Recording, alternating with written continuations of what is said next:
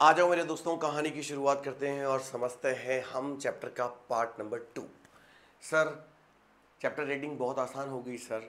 अरे सर, पूरा चैप्टर जो आपने पढ़ाया मज़ा आ गया सर। मैंने आपके साथ सर 10th क्लास में चैप्टर रीडिंग किया था सर। समय कब निकल जाता है पता ही नहीं चलता सर।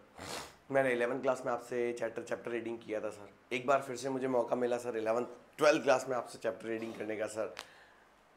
ये सारे कमेंट जो हैं वो कमेंट सेक्शन में आए, है ना। ये सारे कमेंट्स जो हैं वो कमेंट सेक्शन में आए तो बड़ा अच्छा लगा कि चलो भाई बच्चे जो हैं वो उन चीज़ों को प्रेज करते हैं, वो उन चीज़ों को समझते हैं जब उन्हें वो चीज़ मिलती है जो एक्सपेक्टेशंस होती है बच्चे को। चलो भाई, चैप्टर लेसन की जो रीडिंग है उसका पार्ट नंबर 2 शुरू करते हैं।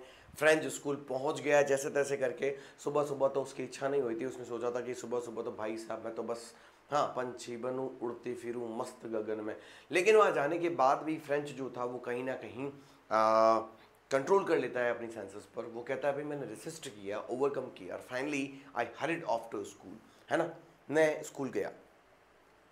तो आज सुबह सुबह फ्रेंच जो है वो स्कूल के लेट हो गया है, ठीक है, वो लेट हो गया है। और वो लेट सही में जानबूझकर ही हुआ है क्योंकि पार्टिसिपल्स के रूल जो है एम हेमल पूछने वाला है। एम हेमल उसके फ्रेंच के टीचर हैं, सबको पता है मेरे दोस्तों, ठीक है। और वो कतई खतरनाक टीचर है भाई साहब। हाँ, हमेशा अपनी बगल के अंदर बड़ा सा एक डंडा रखते हैं, रूल आयरन रूलर रखते हैं और उससे वो क्या है अपने बच्चों को कंट्रोल करते हैं। फ्रेंच को पढ़ने में कोई इंटरेस्ट नहीं है और फाइनली उसने सोचा कि आज का दिन जो है मैं बाहर ही बिता लेता हूँ, आज ही हम बाहर बिता लेते हैं, ठीक है। लेकिन फिर भी वो वहाँ के टेम्पटेशन को इग्नोर करके वो चला जाता है। टाउन हॉल की तरफ से निकलते समय उसको, आपको पता है ना, भीड़ दिखी थी। आखिर वो टाउन हॉल के आगे वाली भीड़ किसकी काम की थी या क्यों थी, वो आपको वहाँ पता चला। कैसे ऑफिशियल कमांडिंग कमांड्स वहाँ पर लिखे हुए होते थे, कैसे ऑर्डर्स वहाँ पर थे। 2 साल से या साल भर से जो पिछले हमारे मार्टियर्स थे वो कितने वहाँ पर मर गए, है ना। हमने कितने लोगों को मार दिया, ये सब इन्फॉर्मेशन वहाँ पर थी। पर जब रोज़ रोज़ वही इन्फॉर्मेशन होती है तो भीड़ थोड़ी होती है। लेकिन आज तो भीड़ थी, तो आखिर आज भीड़ के पीछे का कारण क्या था। फ्रेंच वहाँ रुका तो नहीं लेकिन टाउन हॉल के सामने भीड़ जरूर देखी।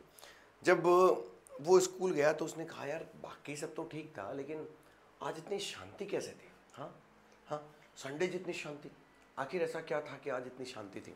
तो उसने सोचा कि भाई ये शांति क्यों है, हाँ इतनी शांति क्यों है। तो इतनी शांति क्यों है को कहीं वहाँ बताया गया, ठीक है। और पता चला कि एम हेमल जो है वो आज नए कपड़े पहन कर आए हैं। दोस्त जो बेटे रोज़ इंतज़ार करते थे वो आज पहले से ही कहाँ बैठे हुए हैं, क्लास में बैठे हुए हैं। और अजीबोगरीब बात ये थी कि जब मैं क्लास में गया तो पीछे की बेंचेस जो used to be empty in my classes वो आज भरी हुई थी और वहाँ पर बैठे थे बुजुर्ग लोग, ठीक है। वहाँ पर गांव के बुजुर्ग लोग बैठे हुए थे। इतना समझ में आ गया मेरे भाई, हाँ इतना समझ में आ गया मेरे दोस्तों, ठीक है। इतना समझ में आ गया तो फिर आगे चलते हैं। ये चैप्टर का पार्ट मैंने यहाँ तक कंप्लीट किया था और पीछे की बेंचेस पर कुछ लोग, मैं जाके बैठा तो मैंने देखा कि विलेज पीपल वहाँ पर बैठे हुए थे। अब यहाँ से चैप्टर शुरू करते हैं मेरे दोस्तों। Everybody looked sad and the hawser had brought an old primer thumbed at the edges and he held it open on his knees with his great spectacles lying across the pages. While I was wondering about it all, M. Hamel mounted his chair and, in the same grave and gentle tone which he had used to me, said, "My children, this is the last lesson I shall give you. The order has come from Berlin to teach only German in the school of Alsace and Lorraine." मैंने कहा था ना तुम्हें, मैंने तुम्हें बताया था ना कि वहाँ पर 2 स्कूल्स हैं, है ना, जहाँ 2 जगह हैं जहाँ पर अब जर्मन पढ़ाई जाएगी और वो है अल्सास एंड लॉरेन। मैंने आपको पहले ही बताया था, ठीक है बेटा। हाँ, अल्सास एंड लॉरेन नाम की 2 जगह हैं और यहाँ पर अब एक ऑर्डर आ गया है। और ऑर्डर कहाँ से आया है, बर्लिन से आया है, ध्यान रखना। कहाँ से आया बेटा, बर्लिन से एक ऑर्डर आया है। क्या ऑर्डर आया है कि अब सिर्फ और सिर्फ जर्मन ही पढ़ाई जाएगी। क्या पढ़ाई जाएगी मेरे भाई, जर्मन ही पढ़ाई गई, जर्मन ही पढ़ाई जाएगी। और खासकर जर्मन पढ़ाने की जब बात करें तो खासकर जर्मन पढ़ाई जाएगी अल्सास एंड लॉरेन की जगहों पर। बात समझ में आई मेरे दोस्तों, ठीक है। तो वहाँ पर आवाज़ आई, वो कहता है कि सब लोग दुखी थे, सब लोग दुखी थे। ओल्ड हॉजर ने तो वो कुछ ओल्ड प्राइमर लेकर आया था। आपके बुक के अंदर देखो एक फ़ोटो बनी हुई है। प्राइमर क्या होता है, एक फ़ोटो बनी हुई है आपकी किताब के अंदर, देखो फटाफट से। हाँ, ओल्ड हॉजर जिसने चश्मा पहन रखा है वो ठीक है। उनके हाथ में देखो एक गोल्ड प्राइमर है। प्राइमर इस तरह से खुलता है, जहाँ पर इधर भी क्या होती है, एक लकड़ी होती है, ठीक है, ऐसे एक लकड़ी होती है, और इधर भी एक लकड़ी होती है, बीच में एक संदेश होता है कपड़े का, फिर यहाँ पर एक लकड़ी लगाई जाती है गोल गोल, ठीक है, और इधर ऐसे खोलते हैं उसको।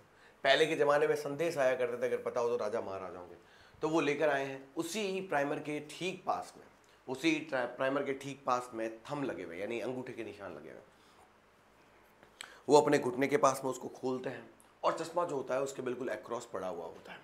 वहीं पर वो कहता है, मैं वंडर कर रहा था कि एम हैमल जो है अपने चेयर पर बैठे हुए हैं, और वो सब चीज़ों को जो है ना ग्रेव बैठे हुए, और अपने टोन में वो बोलते हैं जैसे कि यूजुअली वो मेरे लिए यूज़ करते थे।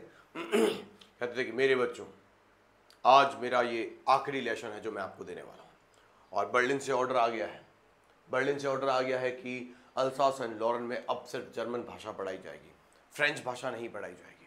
तो आज मैं आप सभी चाहता हूँ कि आप शांति से बैठें। इसका मतलब है कि ये उस जगह पर अल्सास एंड लॉरेन के अंदर है ना, ये लास्ट लेसन होने वाला था। किसका बेटा? फ्रेंच लैंग्वेज का।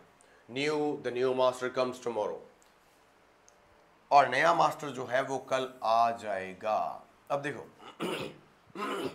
The new master comes tomorrow दिख रहा है, ये क्या लिखा हुआ है? ये सब टुमारो की जगह वेलकम आना चाहिए ना, टुमारो लिखा हुआ है। मैंने क्या कहा था आपको, 10 से पढ़ाता हूँ, हमेशा बताता हूँ, जब भी फिक्स्ड पोजीशन होती है, जब भी कोई चीज़ टाइम टेबल के अकॉर्डिंग होती है तो याद रखना उसके अंदर हम प्रेजेंट सिंपल टेंस लगाते हैं, ठीक है। तो कल तुम्हारा नया टीचर आ जाएगा। This is your last French lesson, ये तुम्हारा अंतिम लेसन होने वाला है। I want you to be very attentive. मैं आप सभी से विनती करता हूं कि आप सभी लोग ध्यान से इस कहानी को सुने, ठीक है, यानी कि आज के लेक्चर को सुने। What a thunderclap these words were to me। वो कहता है क्या मतलब गजब थंडरक्लैप थी मेरे लिए। थंडरक्लैप का मतलब होता है बेटा गरजना, आकाश में जो बिजली कड़कती है ना उसे बोलते हैं थंडरक्लैप। आकस्मिक चौंकाने वाली खबर, ठीक है, शॉक, और उसे बोलते हैं एक्सपेक्टेशन, यानी ये उसका उल्टा है। दीज क्या लिखा हुआ, हाँ, दीज वर्ड्स टू मी, कहता है क्या थंडरक्लैप वर्ड्स थे मेरे लिए ये। ओ द रैचेस, रैचेस का मतलब होता है अभागा, धूर्त, ठीक है, दुष्ट। रैचेस दुष्ट या नीचे लोग, नीच लोग, ठीक है, जिसे हम क्या बोलते हैं, विलन भी बोलते हैं, और उसका उल्टा होता है noble people. That was what they had put up at the town hall. अच्छा, ये वो खबर थी जो उन दुष्ट लोगों ने बुलेटिन बोर्ड पर टाउन हॉल के सामने लगाई थी। तभी मैं सोचूं उस समय वो उतने सारे लोग जो थे वो इकट्ठे क्यों हुए थे वहां पे, वो इतने लोग वहां पर इकट्ठे क्यों हुए थे। my last French lesson, why I hardly knew how to write, I should never learn anymore, I must stop here. Then, oh how sorry I was for not learning my lessons, for taking birds eggs and going to sliding on the Saar. अब वो कहता है मेरा ये last lesson है, हाँ, मेरा French का लास्ट लेसन है, मैं इतनी मुश्किल से तो फ्रेंच लिखना सीखा था, हाँ, क्या मुझे अब यहाँ से आगे कभी नहीं पढ़ना चाहिए? क्या मुझे यहीं रुक जाना चाहिए? हाँ, ओ मुझे कितना बुरा लग रहा है कि मैं अब और नहीं पढ़ पाऊंगा। अरे भाई साहब, सजना इमोशनल फूल है ये दिल मेरा, है ना। जब तक कोई चीज़ तुम्हारे पास है मेरे दोस्तों, तुम्हें उसकी कद्र होगी ही नहीं, है ना। ये मनुष्य का बहुत बड़ा एक पता नहीं अजीबोगरीब सा कैरेक्टर होता है कि इंसान के पास जब तक जो चीज़ होती है तब तक उसको कभी उसकी कद्र नहीं होती, है ना। और जैसे ही वो चीज़ चली जाती है उसके बाद उसको उसकी कद्र होती है। किसी ने बड़ी गजब की बात कही है कि किसी भी इंसान, किसी भी वस्तु या किसी भी तरह की चीज़ की ज़रूरत उस समय महसूस होती है ना, यानी उस समय उसकी कद्र होती है, उस चीज़ की कद्र तब होती है या तो वो चीज़ मिलने से पहले उसकी कद्र होती है, या फिर वो खो जाए उसके बाद उसकी कद्र होती है। लेकिन जब तक वो तुम्हारे पास है उसकी कद्र तुम्हें कभी नहीं होगी। ये मनुष्य की कद्र है बेटा, ये मनुष्य की कद्र है। यानी कहा गया है कि ये दुनिया बड़ा अजूबा है, जो मिल गया सो माटी है और जो ना मिला वो सोना है। जो ना मिला वो सोना है। तो याद रखना मेरे दोस्तों, ये चैप्टर की ये लाइन आपको ये सिखाती है कि जब जब तुम्हारी ज़िंदगी के अंदर बहुत इंटेंसिटी बढ़ जाएगी किसी चीज़ को प्राप्त करने की, तो वो इसलिए बढ़ गई है क्योंकि वो चीज़ अभी तुम्हारे पास है नहीं, क्योंकि वो चीज़ अभी तुम्हारे पास है नहीं। और याद रखिएगा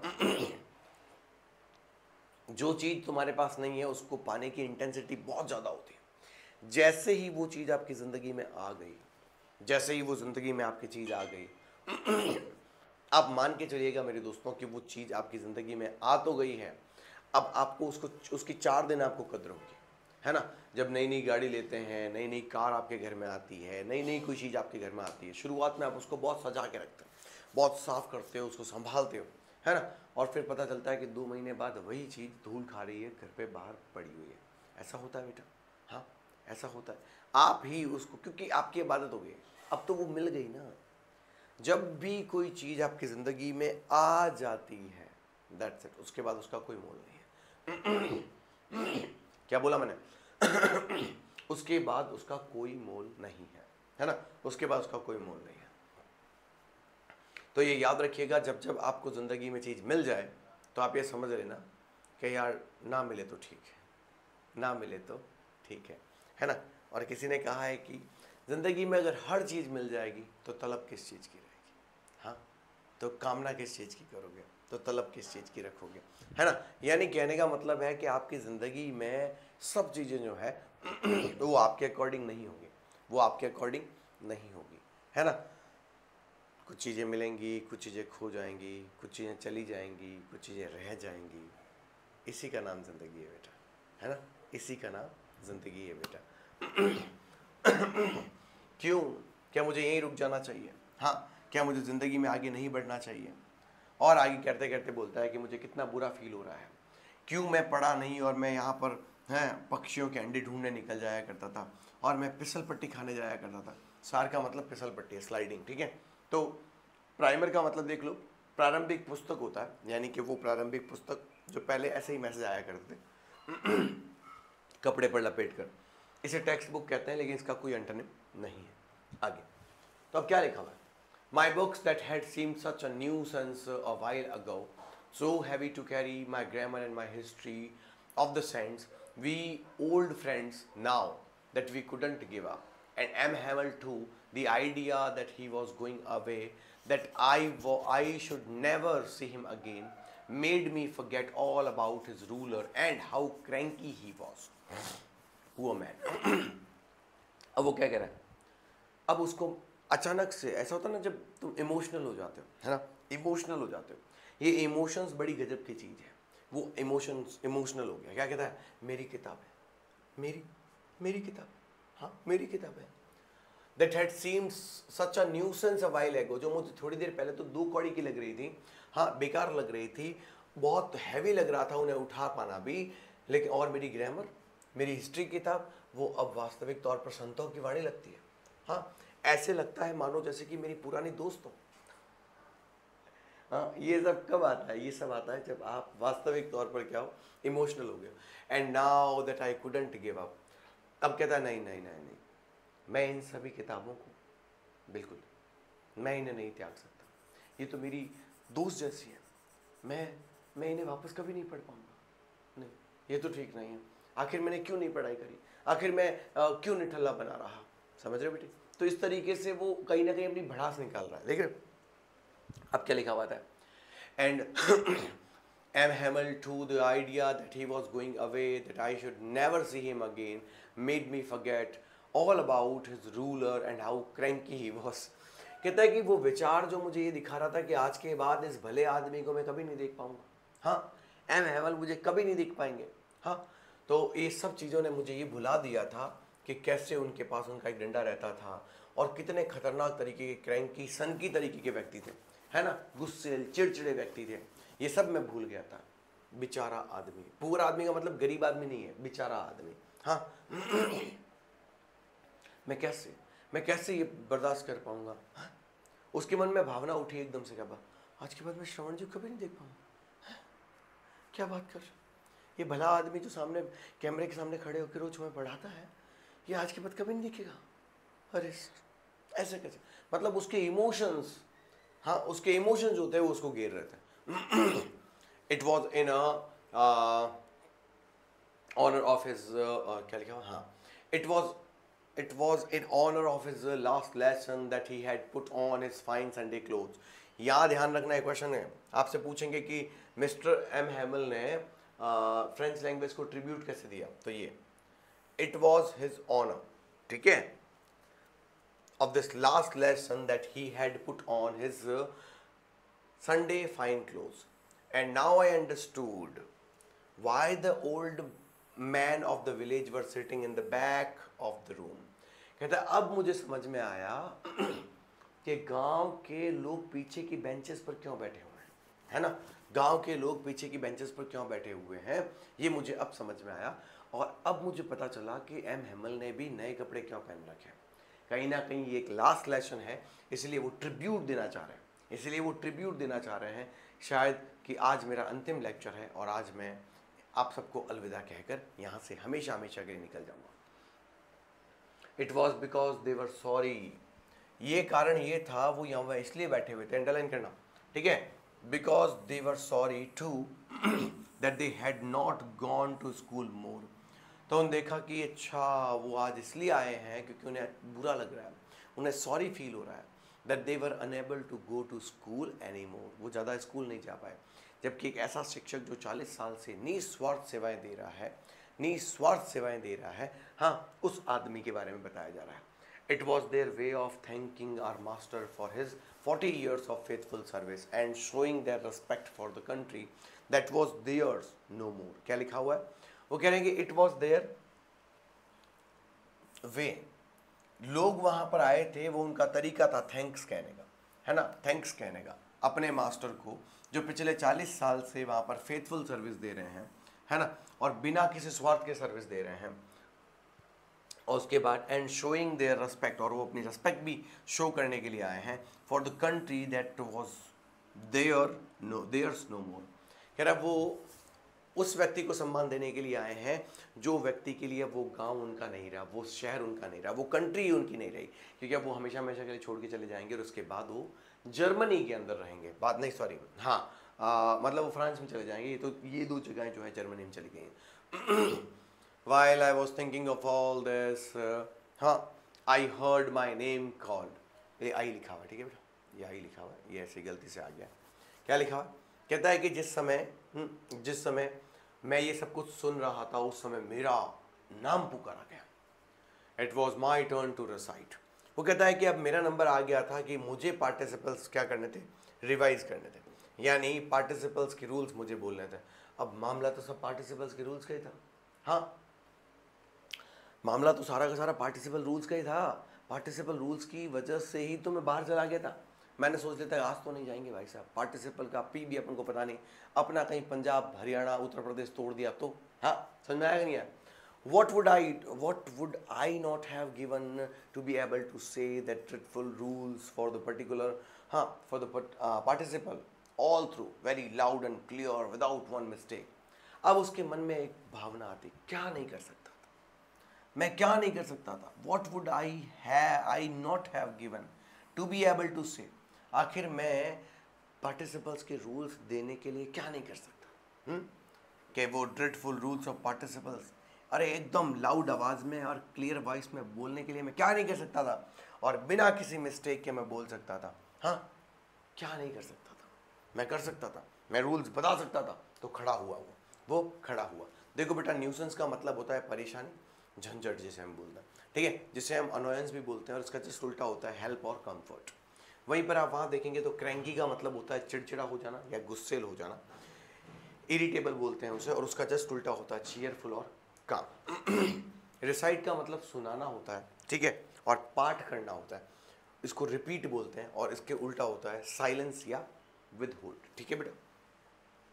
अब वो कहता है मैं क्या नहीं कर सकता, अभी मैं बताता हूँ, अभी मैं सारे रूल्स बताता हूँ, एक एक रूल बता दूंगा. But I got mixed up on the first day and stood there holding on to my desk, my heart beating and not daring to look up. वो कहता मैंने एक ही बार में बोल देना है सारे के सारे रूल्स, एक बार में बोल देना है, पर जैसे ही मैं बोलने लगा मैं गॉट मिक्स्ड हो गया. यानी कि ढापा चौक हो गया। सर मैं बताता हूँ पार्टिसिपल के रूल। पार्टिसिपल मीन्स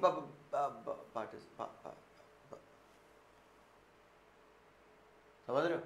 अब उसके लट्टू लग रहे हैं भाई साहब, तो बेंच को पकड़ के खड़ा हो जाता, कह रहा है मैंने पहला वर्ड बोला और उसके बाद मैंने तो कहा भाई साहब ये मर गए। हाँ, फिर मैंने बेंच को टाइट पकड़ लिया था और मेरा दिल धड़क धड़क नहीं बेटे धड़का धड़क कर रहा था और मेरी इतनी हिम्मत नहीं हो रही थी कि मैं ऊपर देखूं। I heard M Hamel say to me I won't scold you little French. मैंने सुना कि एम हेमल ने मुझे कहा कि मैं तुम्हें डांटूंगा नहीं बेटा, you must feel bad enough. तुमने जितना बुरा फील करना था तुमने बुरा फील कर लिया, ठीक है। See how it is. देखो अब मैं तुम्हें बताता हूँ कि ये हुआ क्यों और क्या कारण है इसका। Every day we said to ourselves, हाँ I have plenty of time, I'll learn it tomorrow, and now you see, now you see where we have come out। वो कहते हैं तुम्हारी गलती नहीं है बेटा, तुम्हें जितना बुरा फील करना था उतना फील तूने बुरा कर लिया है। पता है समस्या कहाँ है? समस्या तो यहाँ है कि हम हमेशा क्या करते हैं, हम हमेशा ये कहते हैं अरे मेरे पास तो खूब समय है। हाँ, बा का मतलब होता है अरे, ये जो बा लिखा हुआ है हम हमेशा खुद से बोलते हैं। बा एक एक्सक्लेमेटरी वर्ड है, ध्यान रखना, इसका मतलब है अरे। अरे मेरे पास तो खूब समय पड़ा है, मैं तो ये कल कर लूँगा। हाँ, मैं तो ये कल कर लूँगा। ये 99% बच्चों की प्रॉब्लम होती है। बच्चों की नहीं, हर इंसान की प्रॉब्लम है। 99% लोग जो हैं वो इसी समस्या से जूझ रहे हैं। अरे मेरे पास तो खूब समय पड़ा है, मैं तो इसे कल कर लूँगा। And now you see where we have come out. अब देखो अब देखो कहाँ आ गए हम। हाँ, that's the great trouble with Alsace. और यही तो प्रॉब्लम है अल्सास के साथ। अल्सास जगह है, शी, अल्सास को शी कहा गया है, ठीक है, ध्यान रखना, अल्सास को शी कहा गया है। हाँ, she puts of learning till tomorrow. देखो ना, हमेशा क्या होता है, अल्सास की धरती पर रहने वाले लोग हमेशा चीज़ों को कल पे टाल देते हैं। कल पढ़ लूँगा, कल पढ़ लूँगा, कल पढ़ लूँगा, है ना, ऐसा होता है।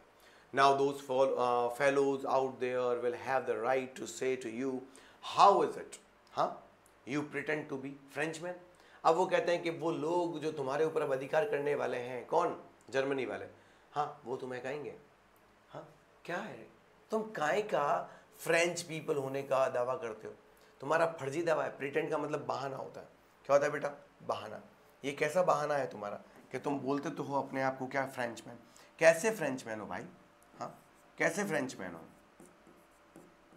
कैसे फ्रेंचमैन हो? तुम्हें तुम्हारी फ्रेंच भाषा भी बोलनी नहीं आती। हाँ, मैं अगर हिंदुस्तान में रह रहा हूँ और मुझे हिंदी बोलनी नहीं आ रही है ना, या फिर मेरी जनरल लैंग्वेज और रीजनल लैंग्वेज है वो बोलनी नहीं आ रही, तो मैं फिर वहाँ का आवाज़ किस चीज़ के लिए हूँ, है ना, और क्यों? And yet you can neither speak nor write your own language, but you are not the worst poor little French। हाँ, वो कहते हैं कैसे कैसे, मतलब अपने आप को ढोंगी बताते हो तुम, कैसे कैसे व्यक्ति हो तुम, ना तो तुम्हें तुम्हारी भाषा बोलनी आती है, ना तुम्हें तुम्हारी भाषा लिखनी आती है। जिस व्यक्ति को खुद की भाषा बोलनी नहीं आती, जिस व्यक्ति को खुद की भाषा लिखनी नहीं आती, वो व्यक्ति कैसे कह सकता है कि मैं फ्रेंच व्यक्ति हूँ या मैं कहीं किसी देश का वासी हूँ? हाँ, खैर फ्रेंच छोड़ो, तुम ही सबसे बुरे नहीं हो मेरे दोस्त, सबसे बुरे तुम ही नहीं हो। We have all a great deal of reproach। reproach का मतलब क्या होता है? डिसगस्टिंग, ठीक है। We have all great deal of reproach ourselves with। हम सब लोग जो है ना इसके लिए दोषी हैं, है ना, मोटे कारण है, ठीक है। जैसे देखो, your parents were not anxious enough to have you learn. हाँ, they prefer to put you to work on a farm और at the meal so as to have the little more money। क्या हुआ? तुम्हारे माँ बाप ने क्या किया? हाँ, तुम्हारे माँ बाप ने क्या किया? तुम्हारे माँ बाप ने तुम्हें स्कूल भेजने की बजाय, हाँ, तुम्हें स्कूल भेजने की बजाय किसी मिल में, हाँ, वहाँ पर काम करने के लिए भेजा, किसी फैक्ट्री में काम करने के लिए भेजा, ताकि क्या हो जाए, 2 रुपये ज़्यादा कमा लेंगे, 2 रुपये ज़्यादा कमा लेंगे। समझ में आया कि नहीं आया? हाँ, बस यही होता है। और क्या होता है? छोटे बच्चे को काम पर भेजने का कारण क्या होता है? छोटे बच्चे को काम पर भेजने का कारण होता है कि थोड़ा पैसा और मिल जाएगा। तो तुम्हारे माँ बाप जो थे वो खुद भी एंक्शियस नहीं थे। हाँ, यहाँ पर एंक्शियस का मतलब चिंतित यानी इंटरेस्टेड, यहाँ पर इसका मतलब निकलता है इंटरेस्टेड। या फिर तुम्हारे माँ बाप ने खुद ने टेंशन नहीं ली कि तुम्हें स्कूल भेजा जाए, उन्होंने तुम्हें प्रेफर किया। प्रेफर मतलब होता है प्राथमिकता देना, है ना, क्या होता है? प्राथमिकता।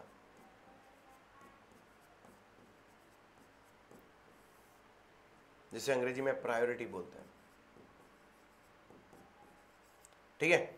हाँ, to put you to work on a farm और एट अ मील, या तो तुम्हें खेतों में काम करने के लिए भेज दिया गया या फिर तुम्हें फैक्ट्री में काम करने के लिए भेज दिया गया। और इसका मोटा कारण क्या था कि थोड़ा सा पैसा और मिल जाएगा। लेकिन भाई थोड़ा सा पैसा और कमाने के चक्कर में जो तुम्हारा भविष्य बर्बाद हो रहा है उसकी गारंटी कौन लेगा? हाँ, उसकी गारंटी कौन लेगा? और तुम्हारे माँ बाप ने भी नहीं किया है तो देखो बेटा, रेप्रोच का मतलब दोष लगाना होता है, पछतावा करना होता है ना, क्लेम करना। इसका उल्टा, इसका एक जैसा वर्ड होता है ब्लेम, और दूसरा होता है अपलॉड। यानी अपलॉड का मतलब होता है किसी के लिए तालियां बजाना, यानी उसका मनोबल बढ़ाना। और फॉरगिव का मतलब होता है किसी को माफ़ कर देना, ठीक है। एंक्सियस का मतलब होता है चिंतित होना यानी व्याकुल होना, और वरिड का मतलब होता है फिर से चिंता करना। काम एंड रिलैक्स जिसके उल्टे वर्ड हैं। अब ये एक वर्ड यूज़ किया गया है, इसको थोड़ा यूँ करना पड़ेगा। ओहो, ये रहा प्रिटेंड। प्रिटेंड मैंने दिखा दिया आपको, दिखावा होता है, वापस नीचे करना पड़ेगा। दिखावा होता है, और दिखावे के लिए एक्ट और फेक और बी रियल और रिवील, इसके कुछ वर्ड्स हैं, देख लेना, ठीक है भाई। ये आपका पूरा पूरा पेपर कंप्लीट। अब यहाँ से आगे चलते हैं, और देखते हैं कि चैप्टर कितना बचा है भाई। चैप्टर तो बचा हुआ है, चैप्टर तो बचा हुआ है। चैप्टर बड़ा तेज भागता है भाई। अरे रुक जा रहे। हाँ, 1 2 3 4, ठीक है। तो अब मैं चाहता हूँ कि हम अभी तक तो इतना आगे नहीं जा पाए। ये क्या लिखा हुआ है? You can see that he too was crying. अरे यार, ये पेपर यहाँ कैसे आ गया? ये कौन सा पेपर खुला हुआ? ये वाला है क्या?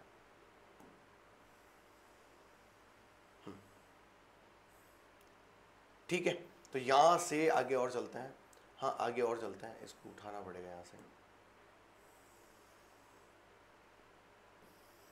1 मिनट। हाँ, ये गलती से यहाँ आ गया, ठीक है। चलिए, तो यहाँ तक कंप्लीट हुआ मेरे दोस्तों। अब देखते हैं ये वाला चैप्टर, ठीक है। अब क्या होता है? तो यहाँ पर ये सब चीज़ें लिखी हुई थी, ठीक है, ये लिखी हुई थी। एंड आई, नहीं, ये भी यहाँ जाएगा, ये यहाँ जाएगा, ठीक है। अब क्या होता है? ये पेपर से ही आ रहा है ना, ठीक है। और उसके बाद ये क्या लिखा हुआ है? 1 स्ट्रोक। आगे क्या आया? You could see that crime trembling walls after grammar. नहीं, ये भी यहाँ से खतरनाक। ये क्या हो गया है?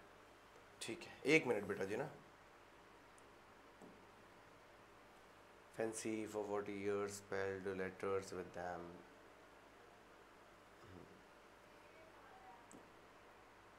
इसको आप फिर से उठाओ, यहाँ लेकर आओ। क्या ये लास्ट वाला है क्या? हाँ ठीक है, ये लास्ट वाला है, ठीक है, ओके।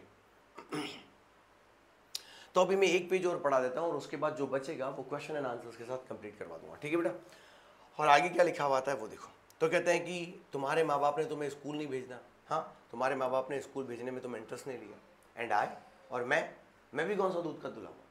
एम हेमल आप खुद को भी क्या कर रहे हैं? ब्लेम कर रहे हैं। एम हेमल आप खुद को भी ब्लेम कर रहे हैं। अब ढंग से सुनना, ऐसा कब होता है? इंसान जब बहुत ज़्यादा खुद को ब्लेम करता है, इसका मतलब सिंपल सा है कि वो खुद भी जो है इमोशनल है, ठीक है। अब क्या कहता है? एंड आई, और मैं, I have been to blame also, मुझे भी ब्लेम किया जाना चाहिए। हाँ, मुझे भी ब्लेम करो भाई, मैं भी दोषी रहा हूँ। हाँ, have not often sent you to water my flowers instead of learning your lessons।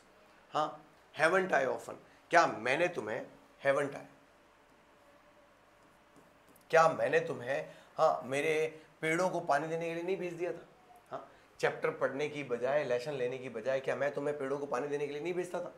And when I wanted to go fishing, जब मैं फिशिंग करने के लिए जाना चाहता था, did I not just give you a holiday, क्या उस समय मैं तुम्हें छुट्टियां नहीं देता था?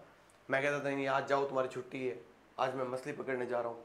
तो क्या मैंने भी ऐसा अपराध नहीं किया कि मैं तुम्हें पढ़ने के लिए मैंने जो है, हाँ, तुम्हें छुट्टी नहीं दी? Then from one thing to another, MML went on to talk of the French language, और उसके बाद वो फ्रेंच लैंग्वेज के बारे में बोलते गए। अब यहाँ से अंडरलाइन करना, क्योंकि ये क्वेश्चन है। फ्रेंच के बारे में उन्होंने क्या कहा, तो वो क्या कहते हैं वो सुनना। वो कहते हैं M Hamel went on talk of the French language, sorry हाँ of the French language, saying, क्या कहते हैं, कहते हैं कि ये saying that it was the most beautiful language in the world, दुनिया की सबसे खूबसूरत भाषा अगर कोई है तो वो फ्रेंच लैंग्वेज है। किसने कहा? एम हैमल ने कहा। फिर वो कहते हैं सबसे क्लियरेस्ट है, यानी इससे स्पष्ट भाषा पूरी दुनिया में नहीं है, and the most logical language, और उसके अलावा ये दुनिया की सबसे लॉजिकल लैंग्वेज है, यानी तर्क शुद्ध लैंग्वेज है ना, तर्क है, वितर्क नहीं है, यानी कुतर्क नहीं है। तर्क का मतलब होता है बात करने के पीछे उसका कोई ना कोई क्या होता है, उद्देश्य होता है। तर्क होता है हर चीज में, क्या होता है बेटा? तर्क होता है, लॉजिकल चीजें होती है। बात समझ में आएगी नहीं? That we must guard it among us and never forget it. वो कहते हैं कि हमें इस भाषा को कभी भी भुलाना नहीं चाहिए, हमें इस भाषा को हमेशा क्या करना चाहिए? गार्ड करना चाहिए, है ना। Because when people are enslaved, क्यों? क्योंकि किसी भी, ध्यान रखो, किन्हीं लोगों को अगर गुलाम बना लिया जाए, as long as they hold fast to their language, it is as if they had the key to their prison। अगर किसी देश के लोगों को क्या कर लिया जाए मेरे दोस्तों? गुलाम बना लिया जाए, तो अगर उनकी गुलामी की बेड़ियों का ताला अगर खोलना हो तो भाषा उसकी चाबी का काम करता है, भाषा उसकी चाबी का काम करती है। तो याद रखो, अगर तुम्हारे देश पर जर्मन लोगों ने क्या कर लिया? अधिकार कर लिया, तो याद रखना फ्रेंच भाषा ही है जो तुम्हें बचा पाएगी। यानी कि ये वैसा एग्जाम्पल है कि मान लो सपोज करो कि तुम्हें मारवाड़ी या हिंदी आती है और तुम चले गए भाई साहब अमेरिका, और तुम वहाँ चला रहे हो स्कूटर, आय हाय हाय, और तुम वहाँ पर भाई साहब बढ़िया शानदार चला जाता हूँ किसी की दिन में, जैसे ही मुड़े और सामने भाई साहब, एक पुलिस वाले भाई साहब खड़े हैं, मैं बोलता hey buddy where are you going, where is your licence, और तुम वो मैं तो कुछ किया ही नहीं सर, मेरे को नहीं पता, वो पूछ रहा है where is your licence buddy, and why are you going in so hastic, तो बोले तुम बोलो अरे मैंने कुछ नहीं किया, अब भगवान कसम, मैं कसम से कह रहा हूँ मुझे कुछ पता ही नहीं है यहाँ कैसे गाड़ी चलाते हैं, हाँ वो पर क्या आप उन्हें समझा पा रहे हो? क्या आप उन्हें समझा पा रहे हो? याद रखो, आप कितना ही गिड़गिड़ा लो, आप कुछ भी कर लो, जब तक आप अंग्रेजी में नहीं बोलेंगे तब तक आपको वो समझेगा ही नहीं। बात समझ में आई? तो कह रहे हैं किसी भी देश के लोगों को गुलाम बना लिया जाए तो वहाँ के गुलामी के बेड़ियों के ताले की चाबी भाषा होती। Then he opened a grammar and read us our lesson। उसके बाद उन्होंने हमें ग्रामर पढ़ाई और उसके लेसन हमें पढ़ाए, ठीक है। I was amazed to see how well I understood। कहता है कि मैं तो अमेज हो गया था, मैं ये देख रहा था कि मतलब कैसे कैसे मुझे सब कुछ समझ में आ रहा था। All he said seemed so easy, so easy।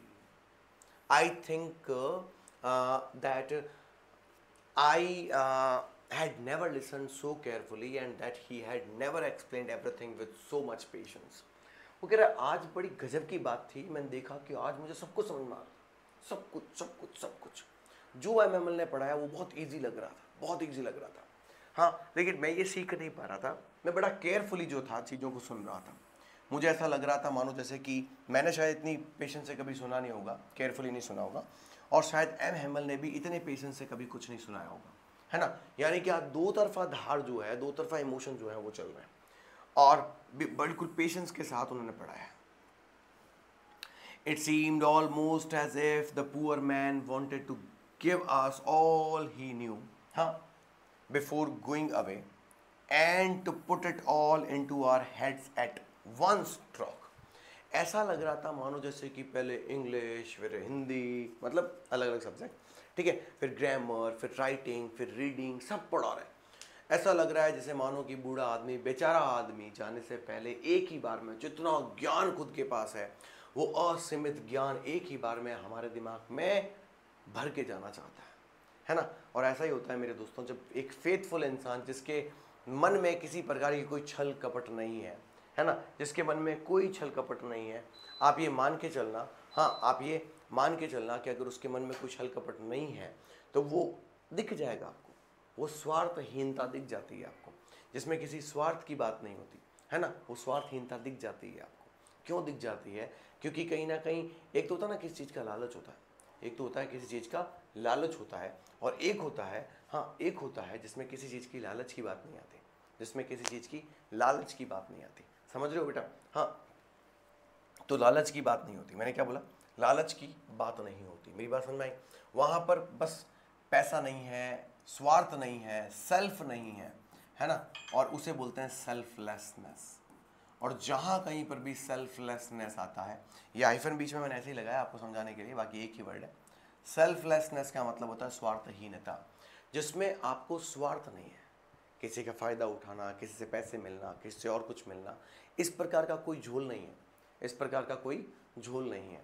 और एम हेमल उन्हीं लोगों में से है, हाँ उन्हीं लोगों में से एक व्यक्ति है जो ये कहना चाहते हैं कि मैं आज जा रहा हूँ लेकिन एक बात तो मैं बताना चाहता हूँ, है ना, कि ज़िंदगी भर इस लैंग्वेज को संभाल के रखना, क्योंकि ये लैंग्वेज मैंने 40 साल आपको यहाँ पढ़ाई, पर मुझे उम्मीद है कि 40 साल में आप लोगों ने जो तवज्जो इसे नहीं दी, आगे इसको तवज्जो दीजिएगा, अपनी खुद की लैंग्वेज को खुद संभालिएगा, है ना दोस्तों। इस तरह से आज की कहानी यही कंप्लीट करता हूँ। तुम में से किसी को लगेगा कि सर चैप्टर तो अब बिल्कुल छोटा सा रहा है, बेटा हर एक क्लास का अपना एक टाइमिंग होता है, ठीक है। हाँ मुझे पता है कि हमारी क्लासेस की टाइमिंग बहुत कम है, हालांकि 12th क्लास में मैं 45 मिनट की क्लास लेता हूँ, लेकिन समय की पाबंदियाँ हैं, क्योंकि मैंने तुम्हें वादा किया है कि मैं तुम्हें तुम्हारा लेक्चर पूरा दूंगा, मैं तुम्हें पढ़ाऊंगा। इसलिए मैं जैसे तैसे जहाँ मुझे टाइम मिल रहा है कि 40 मिनट का टाइम है मेरे पास, तो मैं 38 मिनट का एक वीडियो बनाता हूँ आप लोगों के लिए, ताकि आपको रेगुलर मिलता रहे, है ना।